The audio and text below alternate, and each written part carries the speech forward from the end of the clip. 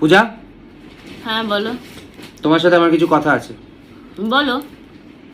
এই আমার আত্মীয় স্বজনের প্রতি তোমার একটুও নজর নেই না? তাদেরকে তুমি একটুও পরোয়া করো না? কি? তোমার আত্মীয় স্বজনের প্রতি আমার কোনো নজর নেই? এই যে আমি কালকে আমার নিজের শাশুড়িকে বাদ দিয়ে তোমার শাশুড়িকে নিয়ে যে শপিং এ গেলাম, হ্যাঁ, এই যে কালকে আমি আমার নিজের দেওরকে টাকাটা না দিয়ে, আমার কাছে 2000 টাকা চেয়েছিল, 2000 টাকা, আমি সেই টাকাটা না দিয়ে আমি তোমার শালাকে 50,000 টাকা দিয়ে আইফোন কিনে দিলাম, একবার চেয়েছিল, হ্যাঁ। আর আর আর পরশুদিন যে আমি আমার নিজের শ্বশুরকে ডাক্তার দেখাতে না নিয়ে গিয়ে তোমার শ্বশুরকে নিয়ে ডাক্তার দেখিয়ে নিয়ে আসলাম, তাহলে? আর এখন তুমি বলছো আমি নাকি তোমার কোনো আত্মীয় স্বজনের প্রতি নজর দিই না? হ্যাঁ, এই জন্যই বলে পুরুষ মানুষ উপকার করলে, বউ কিছু করলে এরকম করে মুখ মুছে ফেলে, কিচ্ছু করে না বউ।